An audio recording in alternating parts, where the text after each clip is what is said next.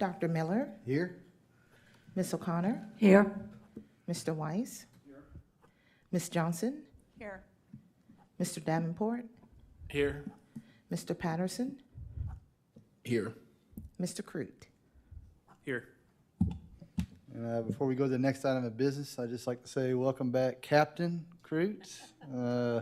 Thank you very much for your service and glad to have you back. Our next item of business is the approval of the agenda. The agenda has been distributed. Are there any corrections to it? Any corrections to the agenda? Do I have a motion to adopt the agenda? I move that we adopt the agenda. Mr. Patterson has moved. Do I hear a second? I'll second. Ms. Johnson has seconded by voice acclamation. All those in favor, please say aye. Aye. Aye. Our next item of business is the consideration of the minutes. The minutes for this meeting have been distributed. Are there any changes? I move to approve the minutes as distributed. Mr. Weiss has made a motion that we adopt the minutes as distributed. Do I hear a second? Second. Mr. Connor has seconded. All in favor by voice acclamation, please say aye. Aye. All right, our next item of business is public participation. This is a general opportunity for the public to share their thoughts on non-agenda items. Ms. Watkins, do we have anyone that signed up for a public speaking? No, sir, no one has signed up tonight. Okay, our next item of business then is public hearing, for ZTA 22-003, the Moat Museum Gateway Overlay District zoning ordinance language. Mr. Pamba, do we need to do anything, any language that needs to be read to open up this public hearing? No, what we'll do is the staff will provide basically a combined staff report for both of these cases. After that, you will have your public hearings and your discussion and your votes. But because they're just so intertwined, for the purposes of efficiency, we felt that it would probably be better if we just gave one staff report. Most of the staff report is going to be about the ordinance amendment, but we will also be discussing the boundaries, which is going to be your quote-unquote zoning map amendment case. So with that, we'll just go ahead and get into the staff report. Sounds good, thank you. All right. Excuse me.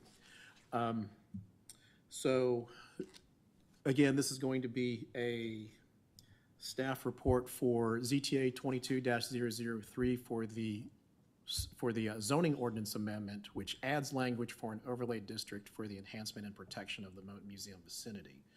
We're also going to be doing a quote-unquote rezoning case. It's not a rezoning case in the traditional sense, but we are using the exact same process that you would for a rezoning to establish the overlays district boundaries.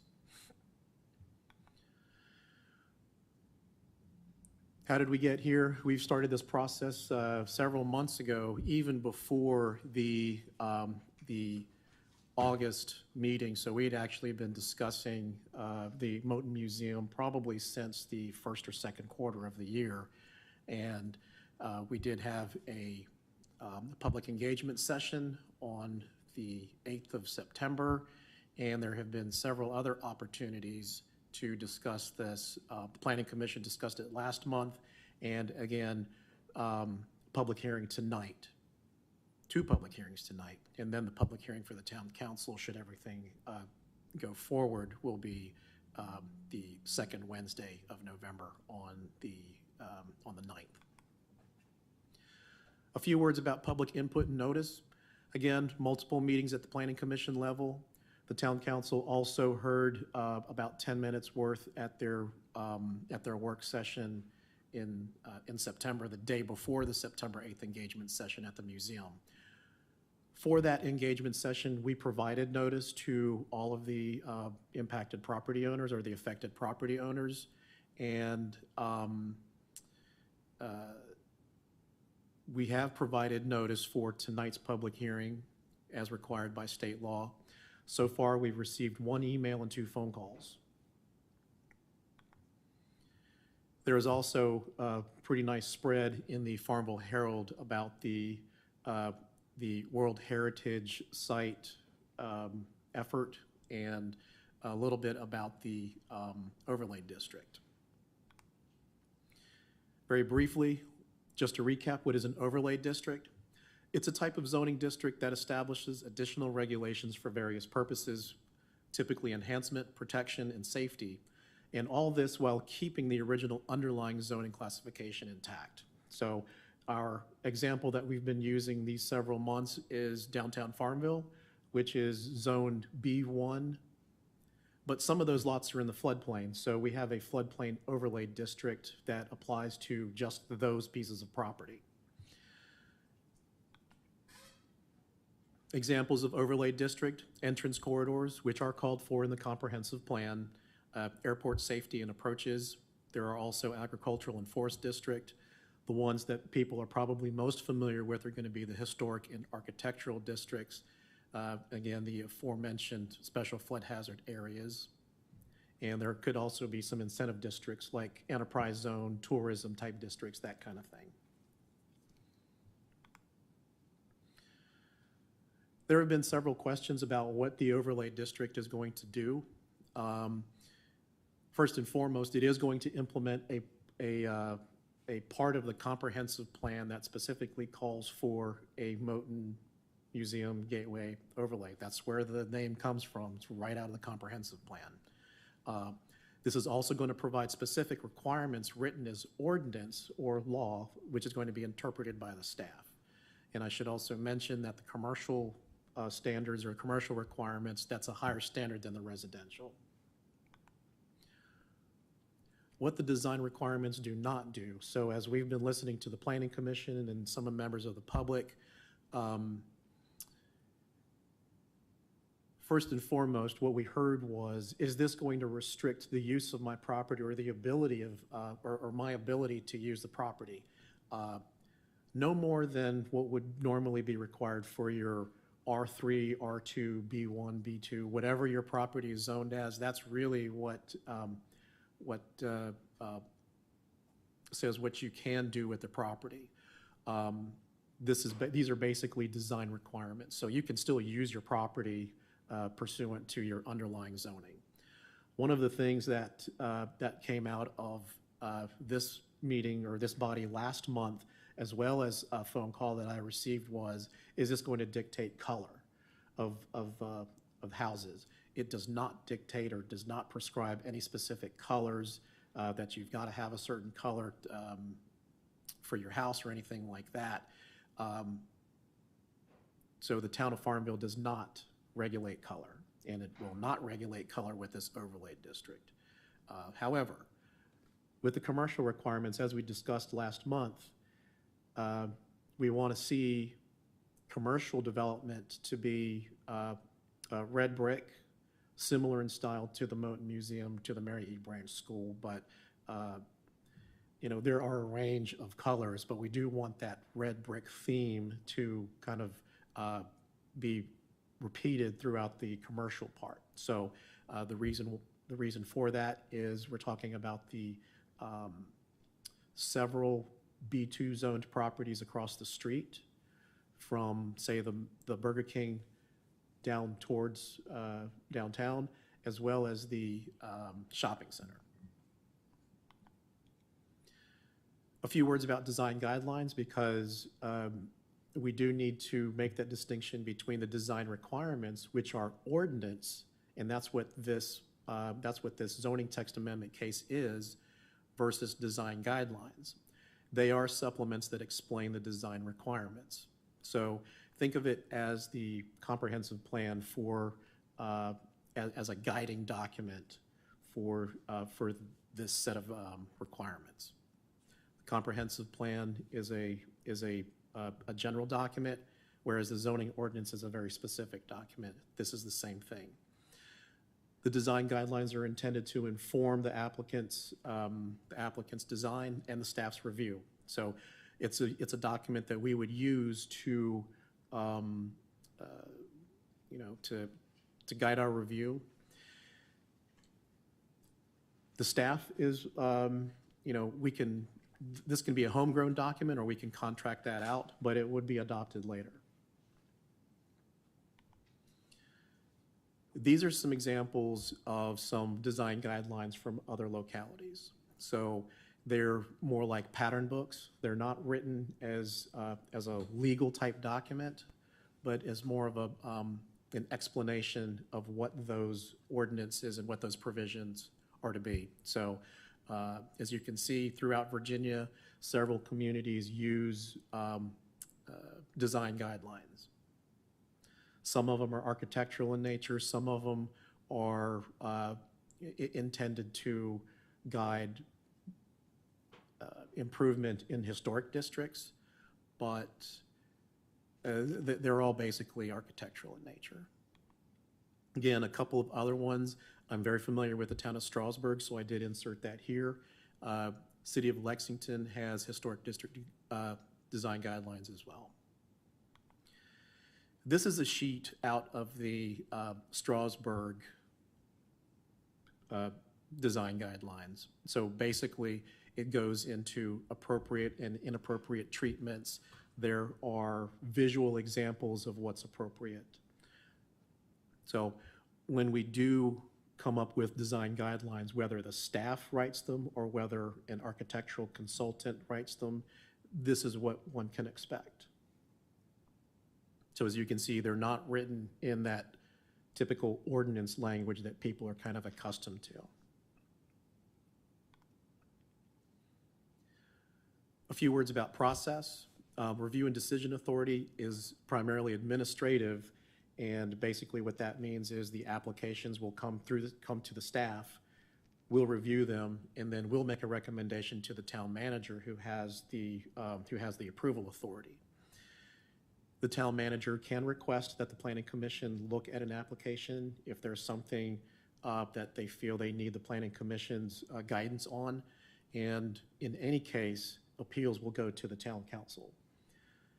This last bullet point is really important because what we're not going to stand up any new commission or board for this. So we're relying on the personnel that we have in place. Again, this is the whiteboard with the process, and we can certainly, when we start providing applications and other explanatory documentation, this will be in that kind of nicer format. Specific provisions, and we're talking about commercial design standards here because I don't think that there didn't seem to be a whole lot of concern about the residential, but we can always, once the staff is done, we can discuss anything that you want to discuss about this. But generally, commercial structures are those future opportunities to positively contribute to the vicinity. So the Burger King, the shopping center, those were brought in and built to a corporate standard. And as they come in for future development or any new future development, we want them to kind of honor the museum architecture and what they can expect to see as they drive further into downtown. So we do want to extend that that aesthetic, that appeal to this intersection here. This next bullet point is basically what I just said. Design should be informed and inspired by neighborhood character and the two primary historic sites. In the commercial standards or the commercial requirements, we go into colors, fenestration, height and mass, and other features significantly, especially screening. Signage, really, we just rely on the existing signage requirements, so there aren't any special requirements for signage. They're just going to go with the regular B2, B1 signage requirements. We talked a little bit about heights last month. One of the general concerns was, would any new development overshadow the historic site? So what we did was we capped that at 5 feet below the current requirements. Again, commercial development requiring similar appearance. And Chairperson Miller and I talked earlier today about the commercial lighting requirements. So, and I mentioned that in the staff report. In the language, I highlighted that in red and yellow highlighting. So we talked about this at length last month as to whether or not we would move forward with that. That's strictly your decision on a recommendation, but if the commission so chooses to exclude that language, then that's going to have to be stated in the motion.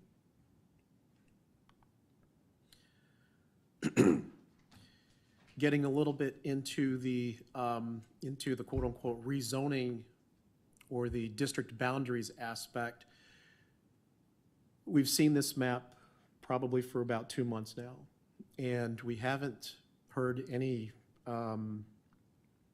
feedback on the districts. But what I can explain is that these districts were basically given to us, or rather these boundaries were given to us by Georgia State.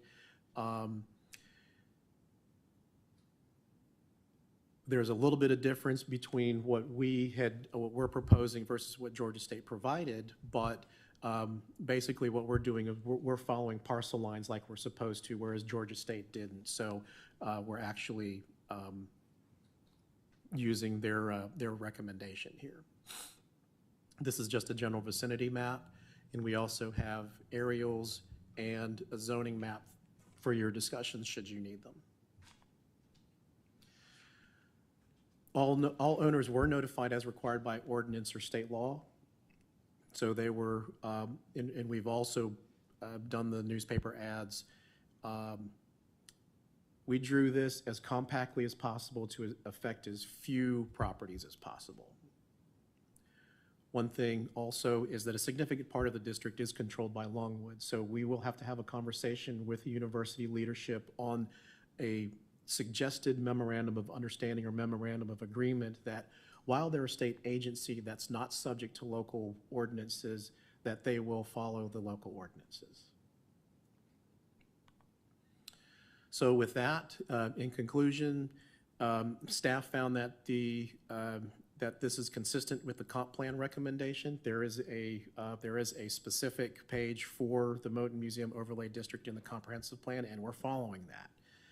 Staff recommends approval of both cases, CTA 22-003 and REZ 22-001. At this time, it would be appropriate for you to hold separate public hearings for each case. You can discuss them together once those public hearings have been closed, but at the end, you will have to provide separate motions and vote on each case. We also have the September 8th Moton Museum slide deck that's available if needed, but at this time, the staff concludes its remarks, and we can answer any questions at this time. Thank you, sir. Do the commissioners have any questions for Mr. Pambid about the staff report? Would you be able to expound a little bit on the email and the phone call that was received, the concerns and or comments, and then what the response, assuming there was a response at this time, what it was? Sure. I'm going to call up the email on my phone, and then I can just speak to that, and I'll talk about the couple of phone calls in a second. Okay, we could continue other discussion then, if that's. Does anybody else have other questions? I have a question about the report, but I'll let Mr. Pambid pull up the email so he's not distracted.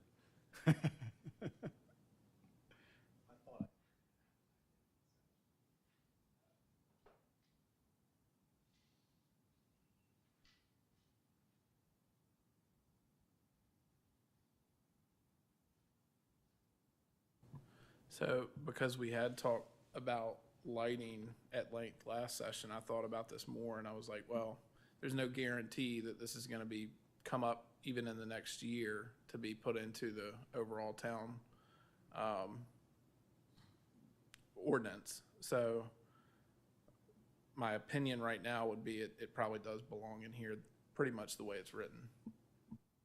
Yeah, let's hold off on deliberation on that because, yeah, just because I think that's a topic of conversation for the, prior to making a decision.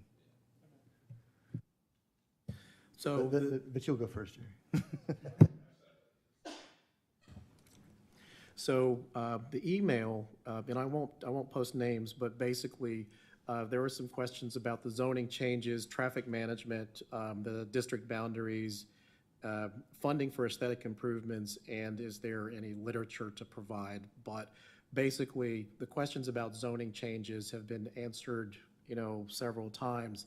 This does not affect the underlying zoning of an individual's property or each individual property.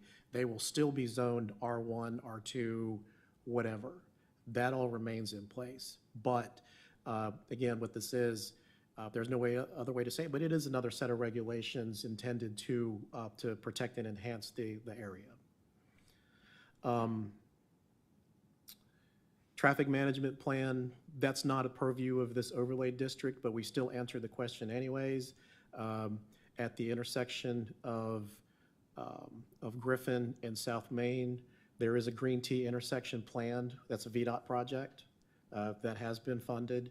And then there was also, I believe that the police was looking at speed cameras for Griffin. Now, one thing that I forgot to mention to this individual, which is actually an important part of the traffic management for Griffin, is that on the other end from South Main at High Street and Oak is going to be a roundabout. And I can't believe that I forgot that, but the roundabout is going to be really, that's going to make things a lot better, I believe, at that intersection. District boundaries, we sent this individual the map. Funding for aesthetic improvements, we're not proposing any funding sources for aesthetic improvements in the overlay district at this time. And as far as the literature, we provided them with some basic bullet points in the email.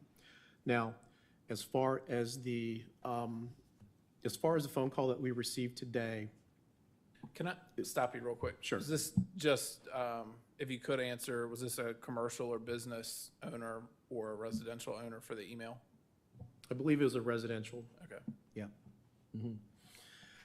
As far as the phone call that we received today, the primary question was, will this restrict the use of, not the use of my property, but the ability, or my ability to use the property? And again, the answer is no. No more than what the underlying zoning would require. The other phone call that we received was similar questions about their ability to use the property, to develop the property. How far do the design requirements go?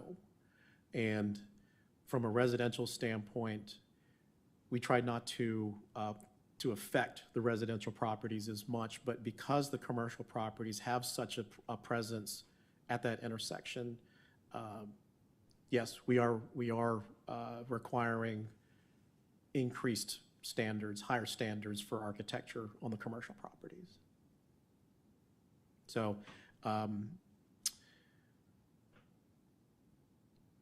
the general question of why should I be enthusiastic about this overlay district, that was a question. That's up to them how they want to feel about it, quite frankly, but there are some, there are some other reasons why we're doing this. It's not necessarily to restrict or to impose other requirements, but the end result of trying to get that, that World Heritage designation has its own advantages and its own rewards for the community. So those two phone calls, they seem to be residential owners as well. The email and one phone call was residential, and then one was commercial.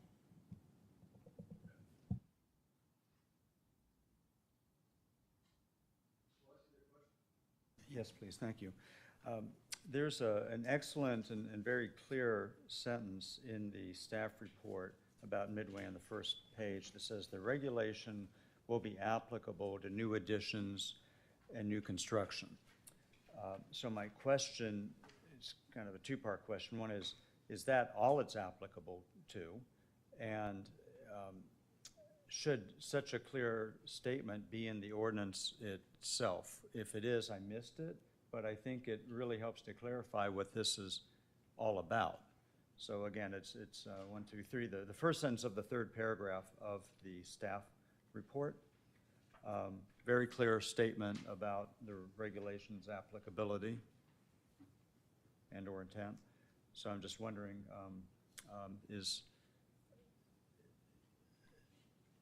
and I know this is a bit of a segue, Mr. Chairman, into discussing the ordinance itself, but the question is really about the staff report right now, and is this regulation only applicable to new additions, new construction, versus, say, a remodeling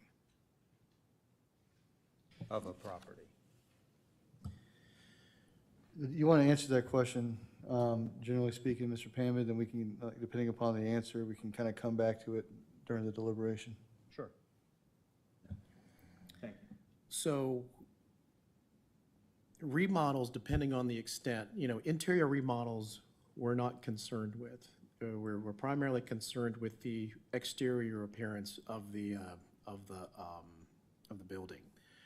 Now, if they're just doing maintenance of existing, then we would not apply this. But anything new that comes in, just like it says, and we administer the zoning ordinance the same way, regardless of what the requirement is. If you're proposing something new, we're not going to make you come back for the entire, and bring the entire site up to code. One of the questions was, if we adopt this, then am I going to be required to remodel or rehabilitate my entire house or structure to comply with this? And the answer is no. This is only for new activities.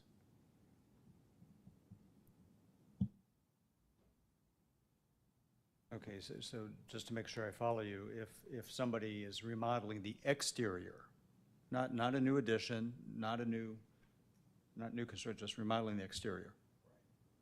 So it's something very visible.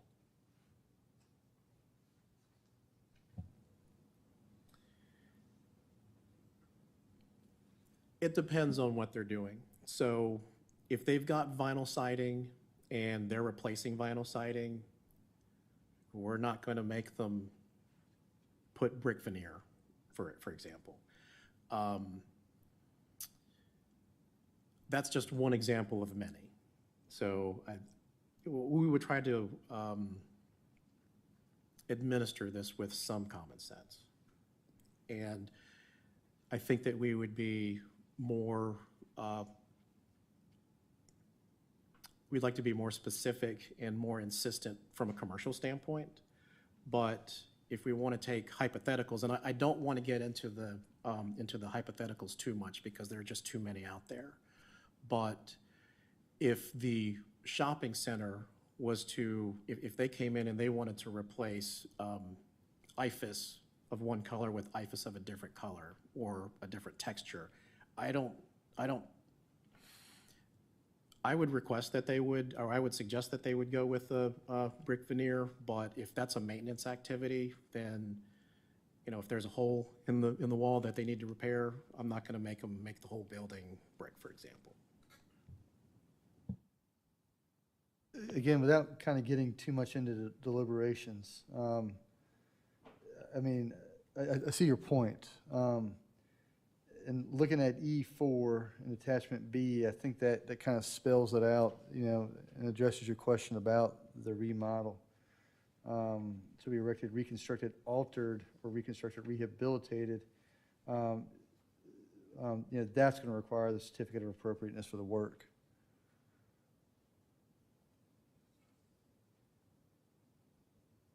And I think it actually kind of spells it out in a little bit more clarity. So I agree with what you just said. I was just trying to reconcile the staff report with the ordinance itself, as if we were going too far with the ordinance, or that the ordinance is where we want it to be, and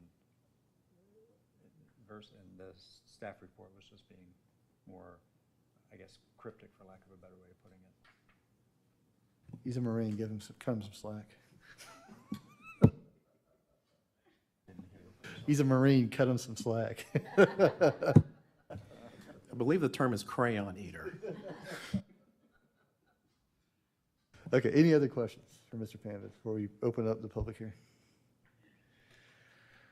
Okay, well, we will now open up the public hearing on ZTA 22-003, the Moat Museum Gateway Overlistic District Zoning Ordinance Language. This is the one for the district zoning ordinance language. We've had the staff report. Ms. Watkins, have anyone signed up to speak? No, sir, no one has signed up. Okay.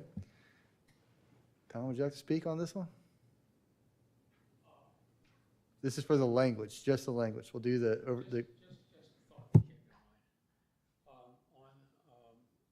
indicating, indicating to homeowners that, nothing would change as far as the use or, things always change. And the influence that the overlay has and the importance of the district. We don't know what the effect it'll have on the rewrites of any of the ordinances, the residential districts or any other. We don't know the future, really. But I just say that, I know you don't want to intend to be imposing on anything, anybody at this time, but you really don't know the effect in the future. So I just offer that. The other one, I was wondering if it had been considered that the district, the overlay, include the courthouse and the visiting that important march to the courthouse from the school. And, because I think the whole event, needs to be recognized, celebrated, whatever. And that's part of the picture. And I didn't know whether there was another way that would be attended to or not. I don't know. And overlays, I don't know whether there can be different intensities of overlay too, that you might want to do something special around the school and really have more impact, and then other ways of impacting the the march to the courthouse.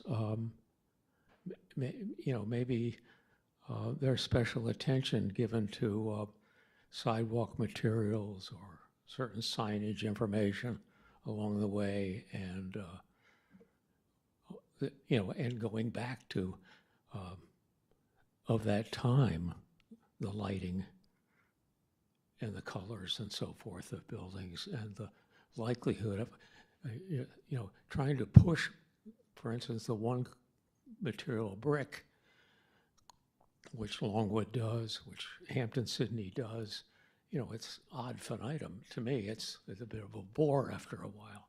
So I'd be careful there. As a retired architect, I say that, and I can't keep myself from it. I'm diseased, but so I just had those few things that came up to my mind. Thank you. thanks, sir, appreciate it. Ms. Watkins, anybody else? No, sir. Okay, well, I will now declare the public hearing for ZTA 22-003, the Moat Museum Gateway Overlay District Zoning Ordinance Language, closed. We will now proceed to our deliberation and decision. Mr. Patterson, like, you've been a part of this. Can you just briefly, very, very briefly, give us a backstory on why we've limited the district to this particular space versus kind of encompassing some other historical sites in town? Yeah, I think, from the start, at the heart of what we're seeking to do here is to work to ensure that the Moton Museum building itself is able to work towards obtaining World Heritage status. And with the buffer zone protection that the overlay offers, it really allows us to focus on the sight lines that come towards the museum in either direction. And so I think that that is certainly the reason for working to keep that district neat and compact. And I think in the midst of, working to keep that district neat and compact, you also are able to bring in some historical elements right in the vicinity of the museum, with the cemetery, with Mary E. Branch, with some of the residential spaces along Griffin. But the goal is to really focus on that museum site and everything that kind of comes in towards it from a sightline perspective. I think there are additional ways that we will work to continue to elevate other parts of the story that stretch out into the community. We've got our civil rights walking tour. I know the Farmville Chamber is, working to put some historic elements together that highlight the uses of different buildings within the community. Prince Edward's done some work on the courthouse lawn, but the goal for this was, more so to focus on the actual museum site and the historic structure that it is, and protect the sight lines that come in from each direction. Thank you, sir. As we begin our deliberation, I want to return to two things. One is Mr. Davenport's thoughts on, I believe it's J15. It's on page 6. This is the lighting requirements that we had discussed last week. Then we'll discuss that, and then once people are comfortable with where we're going on that, then we'll come back to Mr. Weiss's question about whether or not we need to clarify the language or do anything with that in terms of the scope of what this covers. So yeah, Mr. Davenport, you care to elaborate on your thoughts, please? No, not a whole lot. I mean, kind of said most of it a minute ago, but I do feel like because it's not in the ordinance currently, it's not a townwide ordinance, and we don't know when potentially that might come up as an item to address, it should be here right now. And unfortunately, having to come back and then revisit what is redundant and take out later is probably going to happen, but we have to make a decision on how it is today. So I think it's appropriate. What are people's thoughts on leaving it in?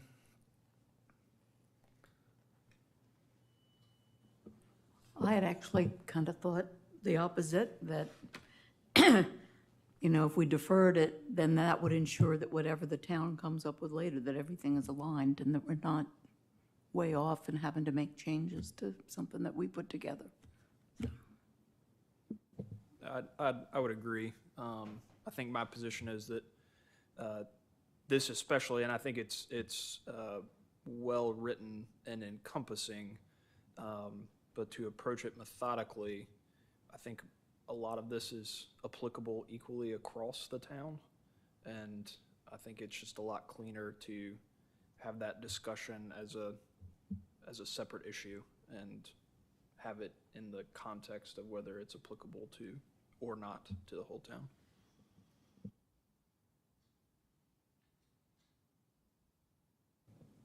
Yeah, I mean, what I think about, as, we kind of consider this is,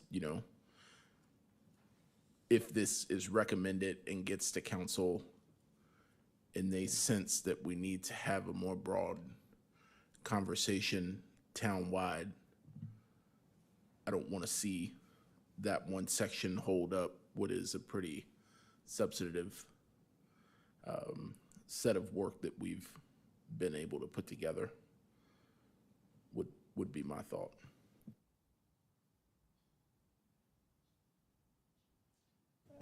I think that we should err on the side of keeping this as the overlay district as simple and straightforward, digestible as possible. But I do think that Jerry's making a great point, that the lighting should be addressed. And it probably, as you said, it's probably, a comprehensive Matter for the whole town. So if I had to, sort of pick between the two almost competing policies, I would try to keep the overlay district as simple as possible, as straightforward as possible, but encourage staff to look at the lighting issues townwide and propose something as soon as it can with its other items on its docket already, so that we could consider aligning lighting regulations that affect commercial matters throughout the town. I think it's a good point, but again, I think maybe we just try to err on the side of keeping this as simple and digestible as possible. Mr. Pimmett, and I know it's kind of hard to predict the future and what's going to be coming into the pipeline, but if we pull this out, to kind of simplify it and take a look at a holistic thing, given that we already have some language that we've already kind of talked about, is there a way that we could kind of put this toward the top of a queue and address it here in the near term? I think that's reasonable. When we're talking about the protection of the Moton Museum and the visibility and the effect that the commercial ventures out there have on that site, lighting is a big part of that. That's why we included, some lighting provisions. But I agree with the Planning Commission when it says that we could probably have a broader conversation, a more in-depth conversation about lighting town-wide. I think that for a town like Farmville, which has never had any kind of controls over lighting, you see some that might be appropriate for today's standards and some that you wonder how it happened. You've got floodlights that are angled up at a 45-degree angle, and you've got light spread everywhere and that kind of thing. And that's the kind of thing that an ordinance would try to prevent moving forward. How easy would it be to come up with some language? I feel like that what we have is a pretty good base for an ordinance, and we can certainly get more specific with it, but we don't want to make any future lighting ordinance unreadable. It needs to be understandable. I think that it could be easily done. Can it be moved to the top of the queue? We've got a couple of other loose threads that would be easily handled within the next couple of months. We still have to come back to the additional height regulations with regards to the flagpoles and some of those other architectural features that we talked about a couple months ago. And windmills. And windmills, right. And then the staff has also been tasked with looking at the B1 signage regulations the same way that we did the B2 and B3. And then there is also the issue of campaign and political signs.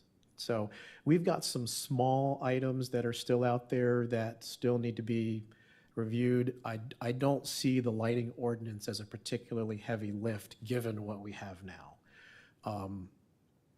We were writing an overlay district basically from scratch. That was the heavy lift. These lighting provisions, I don't think that's going to be a particularly heavy lift, but in order to avoid any issues with passage or with review in the future, doing this deliberately and possibly including the council sooner on something like that would certainly help grease the skids and make sure that we're not going to have any issues further on down the line. So staff would be perfectly fine with deferring this part of the ordinance, J15, and, addressing the lighting separately. I think that's perfectly fine. We can do that. Everything you just mentioned, we want it next meeting. Do you feel comfortable with that if we pulled it and address it like in the near future? Yeah, so I would pretty heavily, that's why I said my opinion and not my recommendation yet, because I wanted to hear thoughts too. I would heavily rely on Cameron's idea and understanding, like, would this jeopardize if they were to look into it, and understand that lighting is currently not in our zoning. And my thought is, we have to make a decision on it as it stands today. As long as you don't feel like that's jeopardizing anything with the needs that the overlay district has as it is applicable to the Moton Museum and its part in the application for UNESCO World Heritage, I'm totally comfortable with it. The only one question I would ask is, townwide with a lighting ordinance, do we feel like as a commission that would be harder or more of a lengthy process if we have pushback from the town with certain lighting? My gut reaction is probably not, but that's kind of my last thoughts on it. So overall, no, I don't necessarily disagree with what everyone else was saying, but I would like to hear your thoughts on, as long as it's not. Yeah, I mean, I feel like what we have spent time putting together that's additionally here is substantive and helpful to the cause in a good way. So I'd feel good about teasing it out and coming back with something more broader. So it sounds like there's a consensus then that we'll strike section J15, and then Mr. Payne will have to work on some weekends here the next. I'm just kidding about the last part. Is that true? Is that people comfortable with that, striking J15? Okay. All right.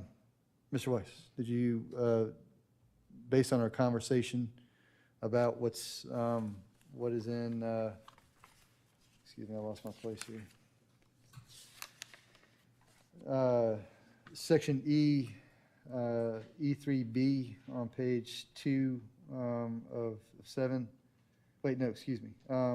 E4. Does that provide the clarity that you think is necessary? Yes, again, Mr. Chairman, I was just trying to reconcile the Okay. staff report with what's in Roger. the ordinance. Okay. So I'm good with the ordinance, and like I just said a moment ago on the lighting issue, I just think we should aim to keep this as simple, straightforward.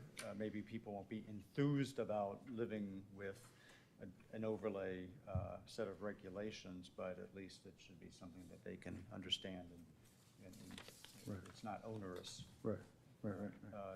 In the spirit of what Mr. Patterson said is, the sight lines and just trying to protect the museum and also the Mary Branch building as well. Right, okay. Other thoughts, comments on the motion about just the language? Yeah, Ms. Connor. I just had one question or one thought about, it's in the section I, residential buildings and site design. Let's see, 4 porches and entrances, number E, and then also 7 accessory structures, number C, where it's saying prime and paint porch elements, or prime and stain fences, and I might be just picking at wordsmithing too much, but we're not going to make somebody paint a Trex porch, are we? Or something like that. Could we change that word maybe to finished surfaces on those types of things? Because there are so many products now that you don't have to paint or stain. Vinyl fencing or a hardywood product that's got color in it already. I just don't want anybody to ever say, oh, you've got to paint that. Well, I guess that would already be painted, wouldn't it? Like, it wouldn't be like a raw material. I mean, it would be raw material, but it already have a. Yeah, I mean, I understand we don't want to have unpainted treated lumber, out there, but I didn't know if we were being too specific and should be more general. Right, with regards to synthetic composite materials, they don't require paint. Exactly. That's why I don't want us to say that we have to prime and paint porch elements. If I've made a if I built a porch out of Trex materials that were already colored and finished, I would read this and say, you're going to make me prime and paint it still.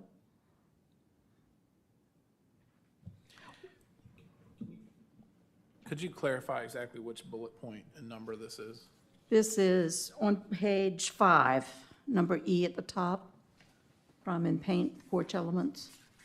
And I might be nitpicking, but, because I think, yes, people would understand what we mean, but I just thought if we said that these must be finished surfaces, instead of specifying how they had to be finished. That's all. I think that the staff could go along with that because not all fences or porch elements are going to be, they might not even be composite, or they might not even be wood. They might be metal. And if they start to rust, then, that they're going to have to be finished somehow. But staff would be perfectly fine with whatever the commission comes up with to address the range of materials and not just the assumption that porches and fences are going to be wood. Is it just number 4E? Is that the, Down below in 7, number C, where it says paint or stain fences. Those are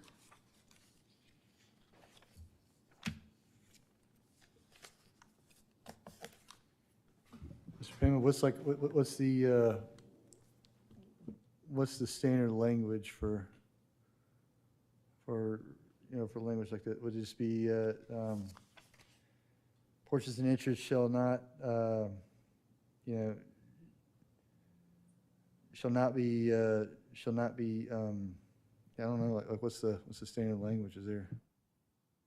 I think we'd have to come up with something, but our member of the public had his hand up, and I don't know, maybe we might be able to garner some wisdom from him.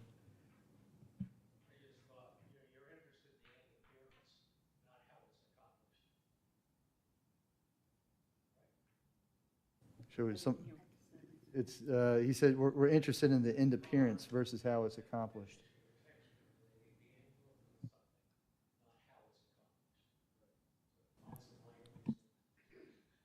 so I'm pretty sure 7C could be fixed with just paint or stain fences, wooden fences.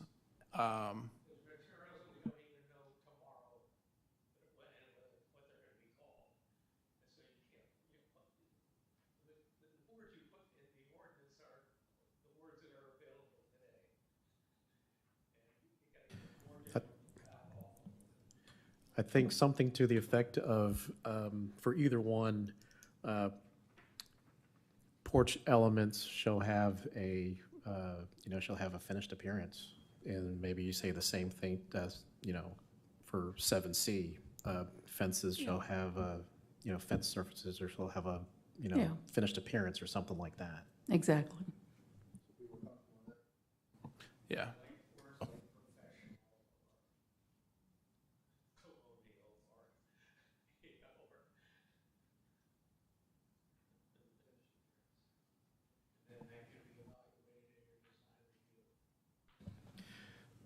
I think it would be worth including the language that says unpainted treated lumber shall be prohibited specifically.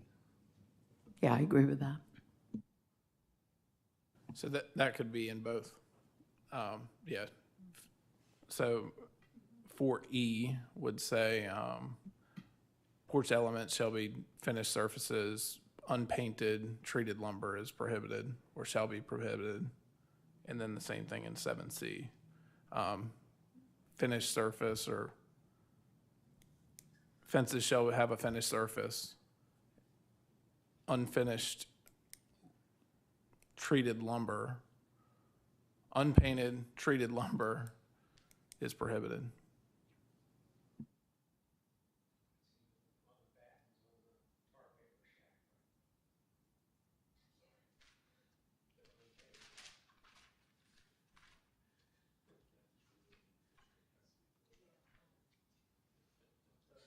I guess, and one more correction to that, unpainted would be unpainted or stained for either one.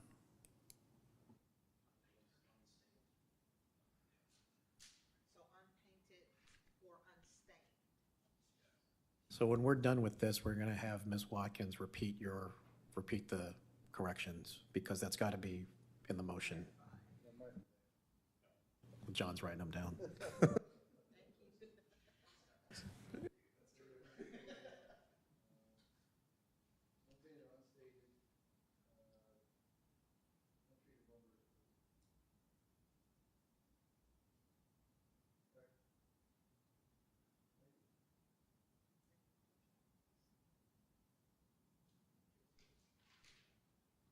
Other comments, questions? The Mr. Chairman, I'll just reiterate my previous markup.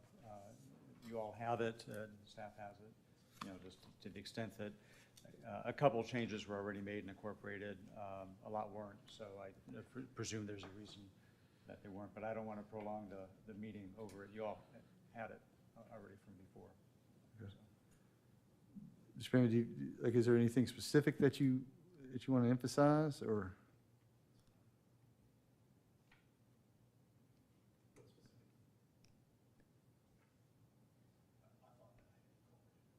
Oh, no, there are a lot that aren't, so, but again, if there may be reasons why, and so I'll just leave it at that. Okay.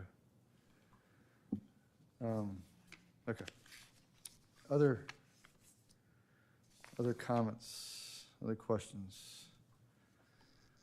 Then do I hear a motion then? If there's no further discussion, do I hear a motion then on a recommendation to council on whether or not they should approve the Moton Museum Gateway Overlay District zoning ordinance language ZTA 22-003? Yeah, I'll make the motion that we recommend to council that ZTA 22003 amend Chapter 29 to add Section 29 through 23.1 Moton Museum Gateway Overlay District with Section J15 stricken and, okay, 4E, is it? Let me get over here. 4E. It's I-4E. Okay. That 4I, the porch elements shall have a finished appearance, unpainted and unstained. Untreated lumber is prohibited. And then 7C, the fences shall have a finished surface, unpainted or unstained, untreated lumber is prohibited. I'll second that. Mr. Weiss has seconded. Is there any further debate? Is there any further debate? Is there anything that anybody else has to say? So one minor correction would be treated lumber instead of untreated lumber. Right. But Yeah, treated lumber. I'd take treated or untreated out. And just have unpainted, unstained lumber, because then it's applicable to both. yeah, that's acceptable too. That's a good point. That's a good point. Well, I think you want to declare and why? Is that, Friendly amendment. okay. All right. So is there any further debate? Okay. The question then is on the adoption of the motion as read. Ms. Watkins, would you please do a roll call vote? Ms. O'Connor, Aye. Mr. Weiss, Aye. Ms. Johnson, Aye. Mr. Davenport, Aye. Mr. Patterson, Ms. Watkins, because of my affiliation with the Moton Museum as its executive director, I will abstain from voting on cases ZTA 22-003 and REZ 22-001 to avoid a conflict of interest. noted, Mr. Patterson, thanks. Mr. Crute, Aye. Dr. Miller, Aye. All right, the motion passes. Thank you very much.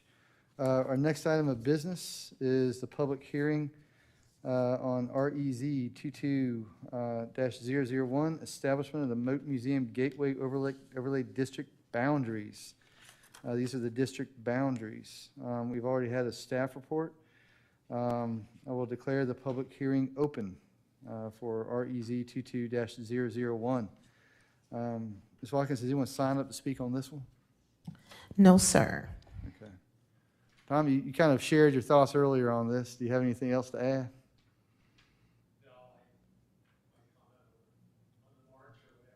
Right. Yes, sir. Thank you. Thank you. If there's no further, no one else that's signed up to speak, I should have done this earlier. I'm sorry. Do I have a motion to close the public hearing? So move. Mr. Crude has moved to close the public hearing. Do I have a second? Second. Mr. O'Connor has seconded the motion. By voice acclamation, all those in favor, please say aye. Aye. All right, the motion has passed. Okay, our next item of business on this item is our deliberation on the overlay district boundaries, on the boundaries. Does anyone have any comments or thoughts?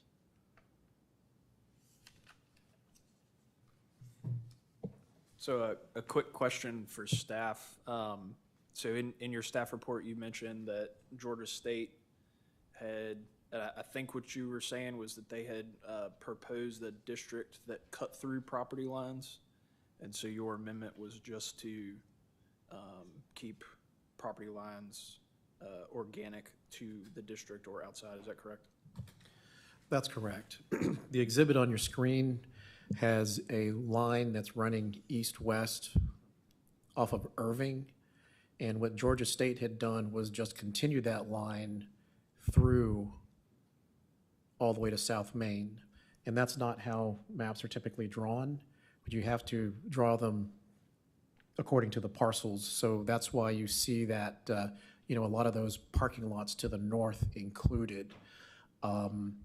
Additionally, that line coming from Sanford up to Barrow along Hill Street was extended all the way up to Hill Street at the intersection of Hill and Irving, but the staff felt it appropriate to exclude those houses on the along the east line of Hill Street, simply because they didn't really add anything to the district, and there were no structures along there that were part of this part of the story, if you will.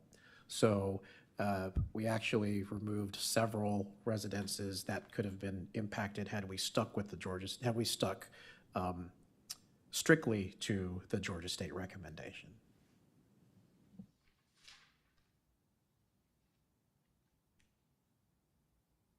Other thoughts or questions or comments? I just have there been any conversations with Longwood yet about the memorandum of understanding with them?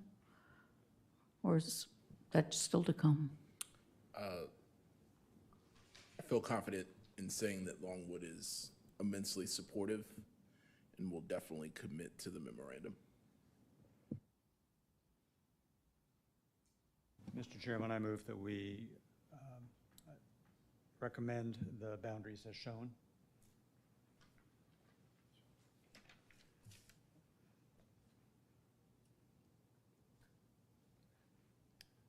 Stated differently, that the Planning Commission recommend approval to the Town Council of REZ 22-001 to amend the zoning map to establish the Moton Museum Gateway Overlay District boundaries.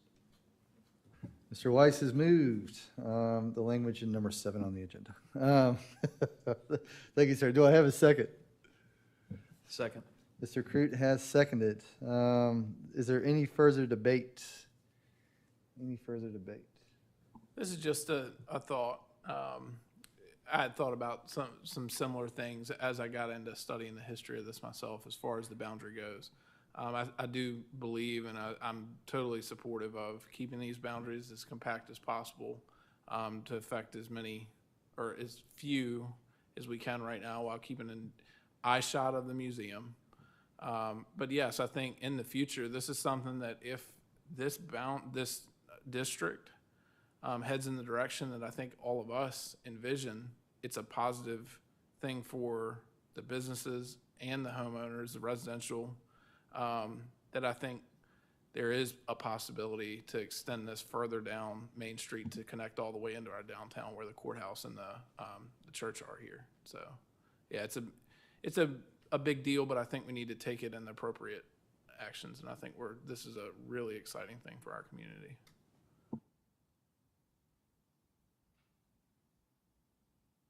Okay, if there's no further debate, the question then is on the adoption of the motion that we recommend the town council to establish the boundaries of Moat Museum Gateway Overlay District, REZ T2-001. Ms. Watkins, would you please do a roll call vote?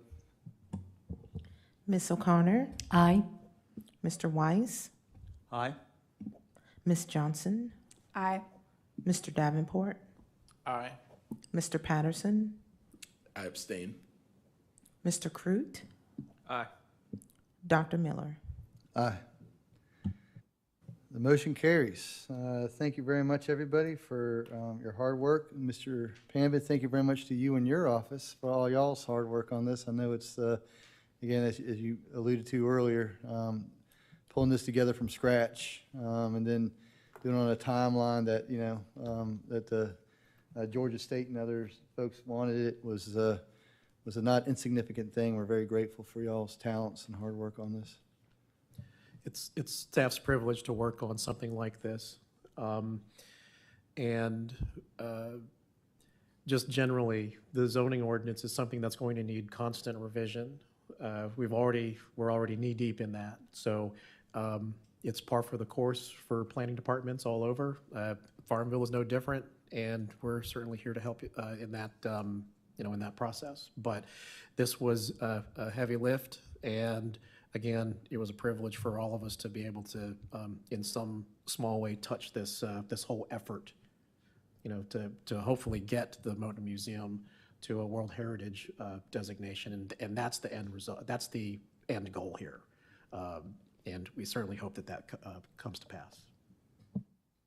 I should also remind us that this was already part of the comprehensive plan, before we knew of the UNESCO initiative. And so I think it's terrific, when we think about what a comp plan does in terms of planning out land usage, now we're taking those steps to make it a reality. So I think that's pretty cool, for what it's worth. And to that point, this is but one of several entrance corridor overlay type gateway overlay districts. So you've got West Third, you've got East Third, you've got the river. So this is the guinea pig, if you will. We're going through this process to hopefully implement the other focus areas. So comprehensive plans were not intended to be written only to be put on a shelf. Y'all are implementing this through this action and through future actions for those other focus areas and other elements of the comprehensive plan. So congratulations. Our next item of business is old business. I think you've already addressed some of the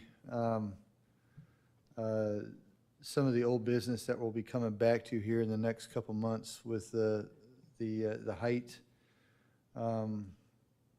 the revisiting the flagpole and the cupola and the windmill thing. Also the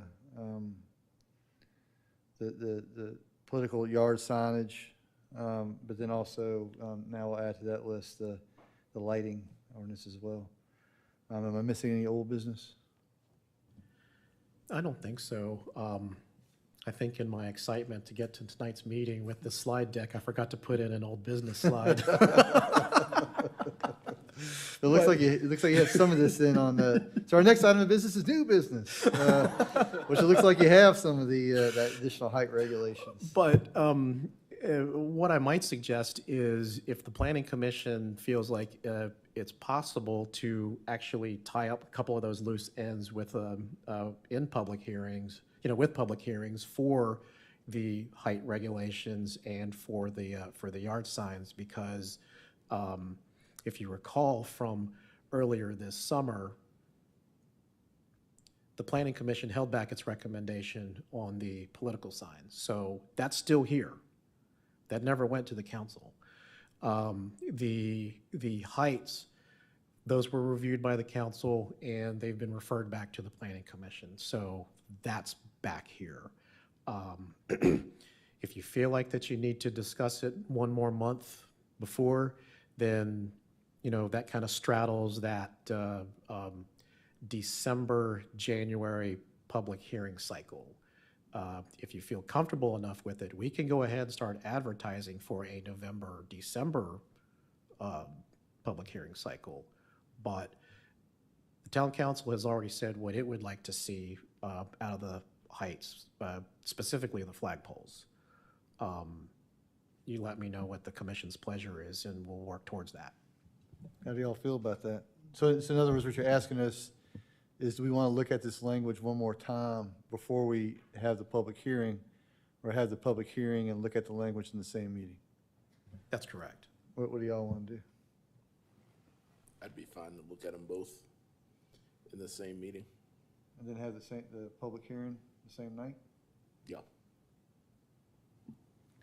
I would say the same thing, because I pretty fully understand what council had come back with too. So I would say we could probably get through it pretty quick. What about the yard signs?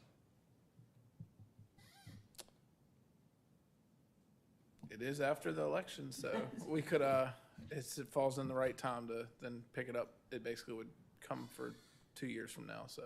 I feel like prior to that discussion, I didn't see a lot of yard signs, and now I feel like I have dreams about them. So I would say it's probably prudent that we make a decision one way or the other.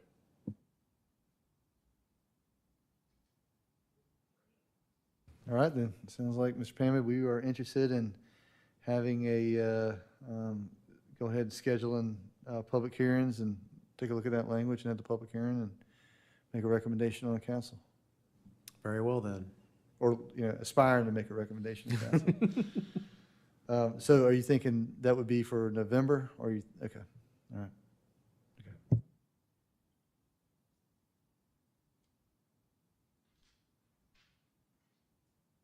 So it sounds like we have that for November, but then, okay, all right, sounds good.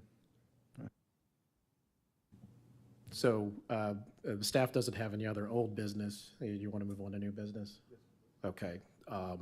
So as we just heard, we're going to have a meeting on November 16th.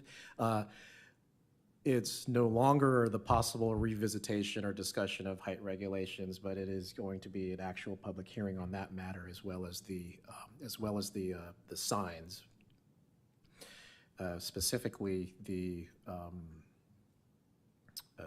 campaign and political signs. Also in November, staff wants to introduce you to plan unit development. We have received several inquiries about residential development, and now would be a good time to discuss plan unit developments. Without getting too much into it, plan unit development is a different way to afford the developers some flexibility in layout and in that kind of thing. But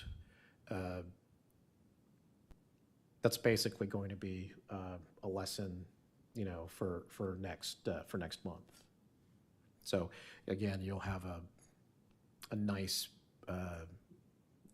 agenda for a meeting. So just to clarify, this is just a kind of an informational discussion on what PUDs are. That is correct. Okay. No public hearings or anything. We might not even bring any specific language to you, although we have already started looking at some model ordinances. If you want me to bring some model ordinances to that meeting, I certainly can do that. Yeah, let's talk about it as we get kind of closer and see, what's kind of necessary to illustrate the conversation. Thank you, sir. Any other new business from the commission? I have one thing.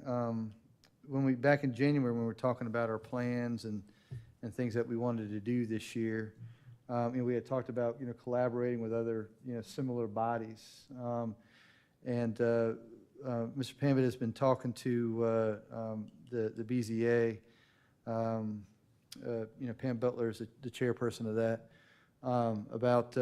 and they, I guess, had been working with the county BZA to have a trainer from VCU come in and talk about, zoning. And so one of the things that we're exploring, if y'all are kind of, preliminarily interested in this, but it sounds like it speaks to what we had been talking about at one point in time, is perhaps for our December meeting, trying to have a joint meeting that addresses this.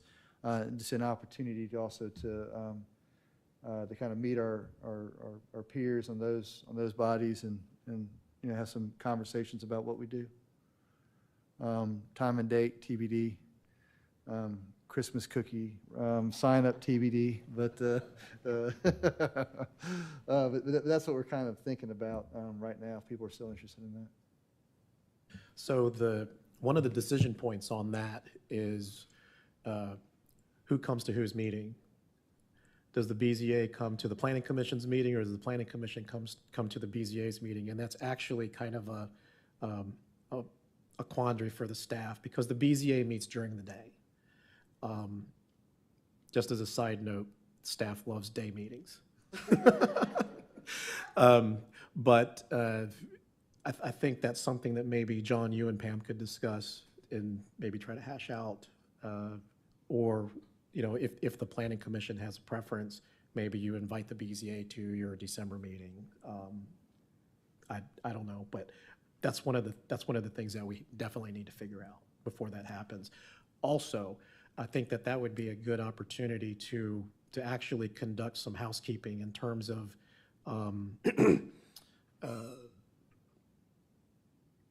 like your meeting dates for 2023. If that's something that you could actually go ahead and set. I think that's going to be a fairly simple thing, but that could be something that you could handle in 2022, heading into 2023. Just some housekeeping type things. Yeah.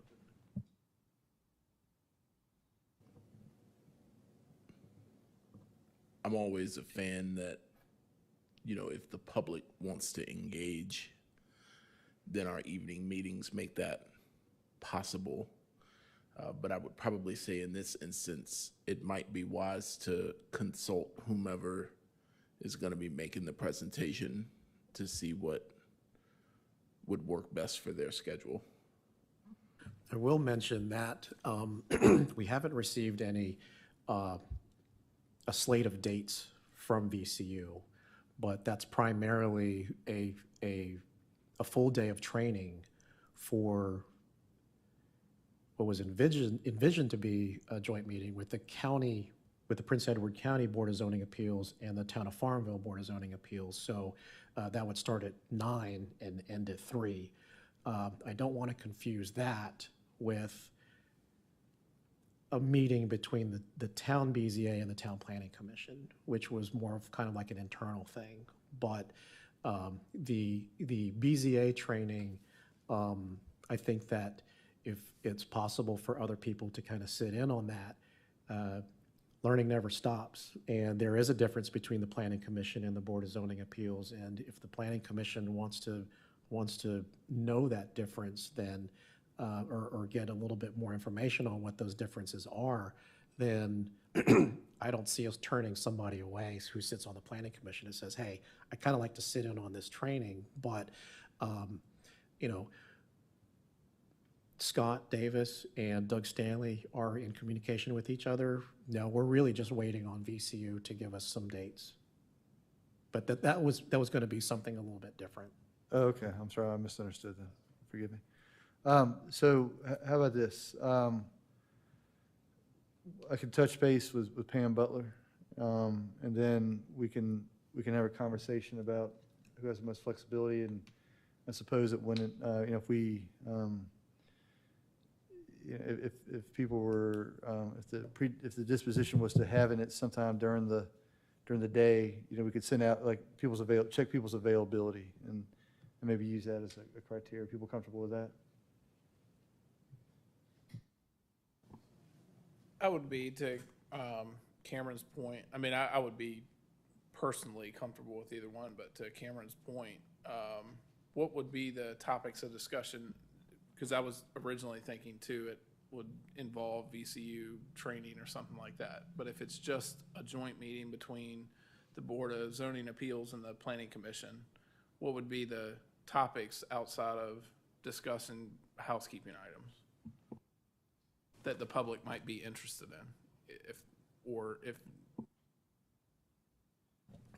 I think that that might be an opportunity to talk about what the Planning Commission had accomplished in 2022, and maybe to see, get an idea from the public what it would like to see from the Planning Commission in 2023. That's just an idea. It's up to the Planning Commission how far out they want to put themselves out there. But if you want to pick a topic, we can certainly flesh out some talking points from a staff standpoint. Really, I think that the sky's the limit on a joint meeting like that. So how about you and I confer again about, the potential topics and the agenda, and at the November meeting, we can present something? Yeah, I don't want to draw it out any further, but that was another goal that we had. It may not have been in this year's, but public interest and participation. So I do think Cam made a good point on that. But personally, either one is fine with me, whether it's day or evening. Karen Patterson was suggesting that we have a float in the JC's Christmas parade.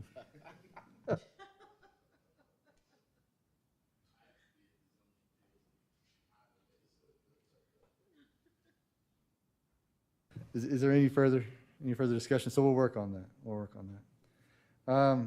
Okay, our next item of business is staff updates. Mr. Payman? So staff updates, you have the monthly report that goes to the town manager in your packet. It's got the typical information in there, the quantitative information, as well as a lot of what's been going on with the staff from a training standpoint, some of the meetings that we've been to. If you have any questions about that, we're more than happy to answer any of those questions. The Board of Zoning Appeals, no applications for October, so more than likely they will not meet. And I'll talk about the building official position just for a second. So we did open that up for a third round of applications, and we've screened 4 applicants. So we're gonna start doing some interviews next week. So we're cautiously optimistic that we can hopefully pick someone from that group. But we're continuing to move forward on that. But a lot of that is really just dependent on the applicant pool. Other than that, staff doesn't have anything else. I'm noticing all the courses attended and the tests that have been passed. Congratulations, and thank you all very much for your continuing professional development. It's wonderful to see. Yeah, I will mention just, Michelle has been really hitting the books pretty hard, as well as Ashley. She's been training pretty much ever since I got here. So, I guess that's that Marine in me. If it ain't raining, if it ain't raining, you ain't training. But she's really been taking a lot of courses over this year. She has qualified for, or she has become a certified planning commissioner, certified Board of Zoning Appeals, and most recently, and probably most importantly, a certified zoning administrator. So she gets to include those letters after her name, the CZA. Michelle is not done for the year, so she's got some additional schoolwork to do. I did qualify for the certified transportation manager, but I really just want to highlight what the rest of the staff has been doing. Michelle and Ashley have really been taking to the professional development and really developing new skills, and I think that's important. Well, thank you all again. I appreciate that. It's wonderful. Any other updates? Any other business? Do I hear a motion to adjourn? So moved. Mr. Davenport is moved. Do I hear a second? Second. All right. Ms. O'Connor seconded. All those in favor by voice acclamation, please say aye. Aye. All right. The meeting is adjourned. Thank you all very much.